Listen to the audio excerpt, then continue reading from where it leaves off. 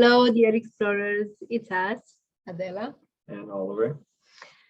Nice to have you here with us, and thank you for watching. Today we are going to discuss a channel we make together in our chart, and hopefully our information will be valuable for you too. Let us know if you have this channel or if you make it in the couple charts together. So we are going to discuss the channel of transformation 3254 and a bit about the programming partner of 54. Right now we are in the full transit of 54 in the Capricorn season. So before we start, I will show where you can find 54 and 32 and 53 in the charts in case you want to see what we are talking about. So I'll share my screen and my chart. So 54, the one that is transiting right now, it's here in the root center. So take a look and see if you have 54. The channel is this one, 5432. So maybe you have 32, so you might feel the transit in an interesting way right now. And the programming partner or the polarity of 54 is 53. So this is where they are and where you can find them or not in your chart, depending if you have them active. So let's dive in it. So I'll speak about 54 a bit. It's the one I have active in my chart, and then Oliver will speak about 54, and then we'll discuss the channel we make together. So 54 is a gate or a key. Maybe some of you are familiar with the gene keys more than the human design. That's very considered to be a blend between the materialistic and the spiritual. It's an energy that wants to go very high. The energy of aspiration and the energy of just combining the material and the spiritual and going as high as possible, achieving a higher state. It's in my SQ, and it's an energy that I've always felt in my life. I will speak about it more when we speak about the channel. And the programming partner is 53. What do you want to tell us about the 53? Yeah, I mean, 53 is about expansion, expanding your horizons and expanding your maturity. It's about the realization that prosperity has many different forms, and it's a topic we've actually discussed in the previous video before. Prosperity has so many different levels, and looking at prosperity only from a financial aspect is a little narrow-minded and foolish. Prosperity can mean prosperity of the soul, prosperity of family, prosperity through joy, prosperity through experiences. So yeah, it's a good dichotomy to what Adela was saying, which is 54, which is the married maiden.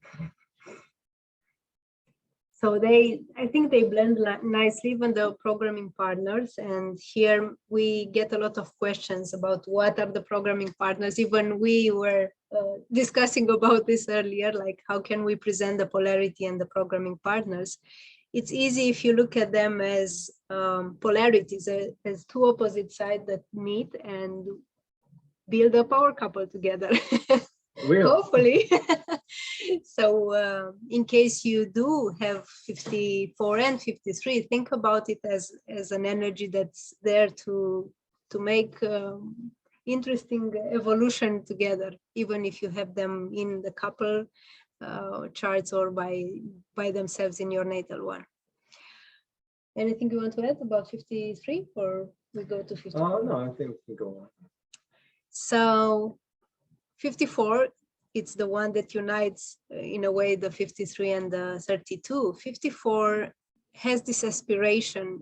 It's in the ring of seeking and always seeks to go to some place higher. It has this energy to aspire and to transform. And what I really liked about Richard Rudd contemplation was that he talked about breathing and aspiration and aspiro as breathing. And many times I do feel it in when we do breathing exercises, some were taught by Oliver.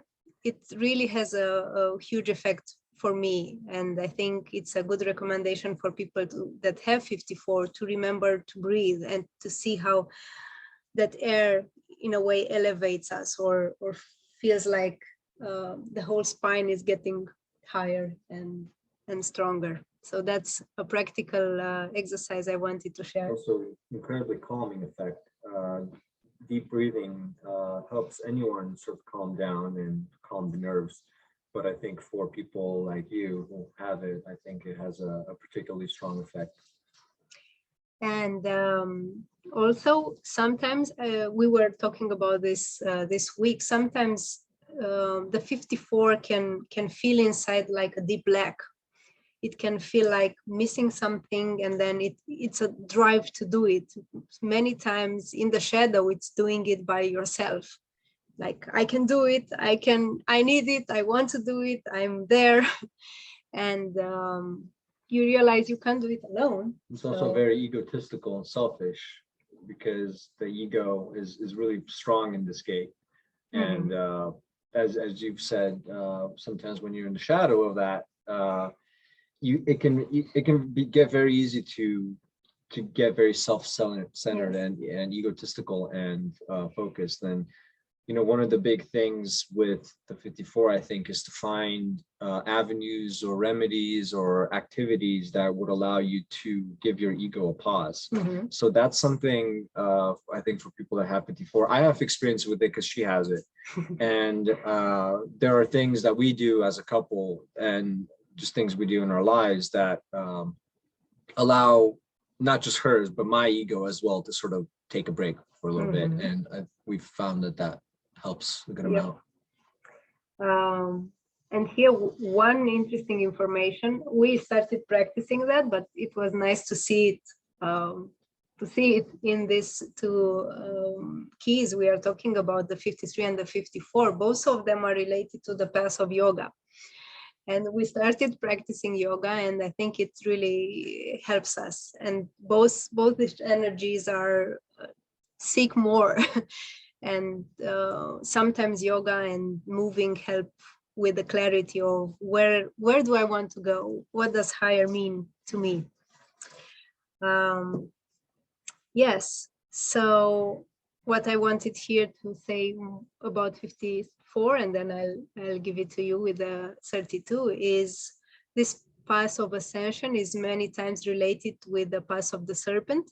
So the snake is a symbol very much related to the 54. And I think it's interesting that the name of this whole channel is the channel of transformation. And I think the snake many times sheds the skin and transforms. And I think this archetype of the snake is important here. So contemplate a bit what you feel about snakes and if you like them or not. So how is the 32, the gate that completes the channel? Yeah, so I have 32. 32 is about preservation and it's preservation and veneration, but at the shadow state, it's about failure. It's also extremely materialistic.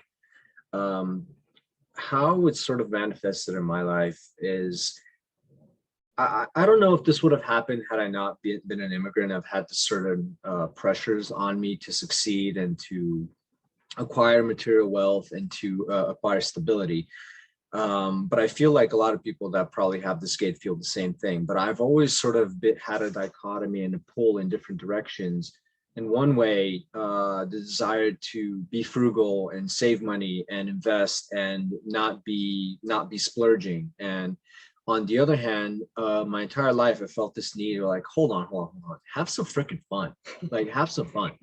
And if you have that in the back of your head, that also tells you like, hey, have some fun along the way. I highly recommend that you tune into that voice and you listen to it and tune into it frequently. Go on that vacation if you want to, you know, buy that nicer thing that you want because it helps you grow.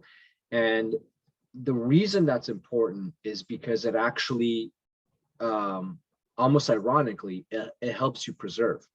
Because what you end up preserving, if you only preserve it from a material standpoint, you don't go anywhere, you don't do anything, you never have any fun.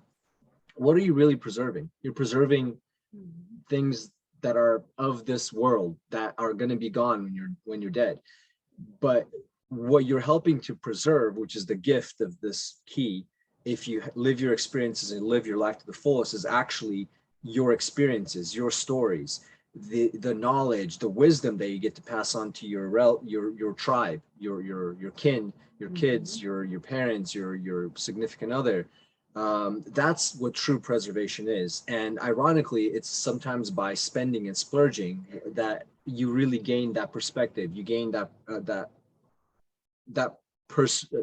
preservation of what you are as a person, and whatever you believe happens after we die, or whatever happens to our souls, you take that with you. Your soul takes that with you. You know, whether you believe in reincarnation or not. I happen to. I think that's a way of the soul evolving. It's soul evolution, right? If you don't have the experience from the life that you lived, you're not taking anything with you. You haven't preserved anything. So it's important to materialistically preserve and, you know, have a good stable life, which is what the 54 gets drawn to. Like, it completes, and it's the channel of creation and expansion. So it's necessary. Like, my part is just as necessary as her part. But yeah, have some fun.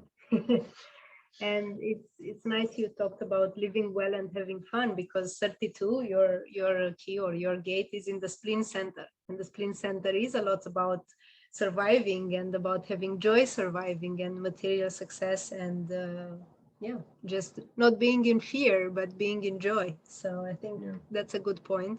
And what I also wanted to add is that veneration, it was a nice contemplation Richard had in the audio about veneration and the relationship it has with Venus, the planet Venus, and what values mean and what relationship means. 32 is a Libra gate, so it's a lot about relating and about finding the right person to build and to relate to and to go higher. So here I think 32 looks in a way for 54 and for that going higher together. Yeah, it's the honoring of beauty, right? That's what veneration is. And you know, Richard talks.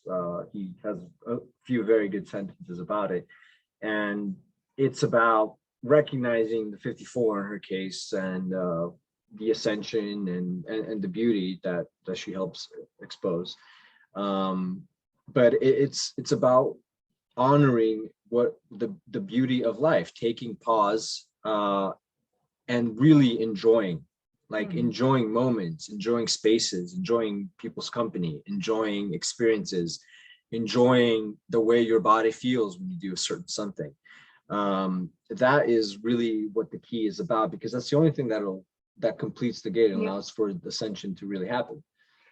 And I think from my perspective, like from the 54, looking at your gate, at the 32, it's a lot about, you know, like taming in a way, like taming that snake that always want to go higher and higher. And it's the energy that 32 brings, just to know what is it really valuable and what is it here to be really worked upon, and what does success mean, and what does really evolving means, and how can we blend the material and the spiritual so the evolution really brings transformation. Yeah, well said. And I think a superficial 32, it would seem like they have it all figured out when they have their material possessions bases down. But when you see that, and even if you see that in yourself, like I have many times, just know that that's not the end game. There's a lot more.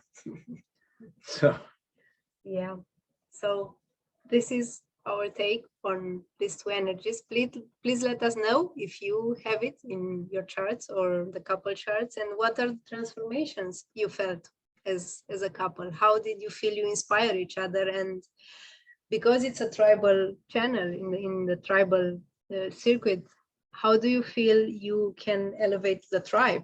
Like, we are looking for our tribes. Please let us know.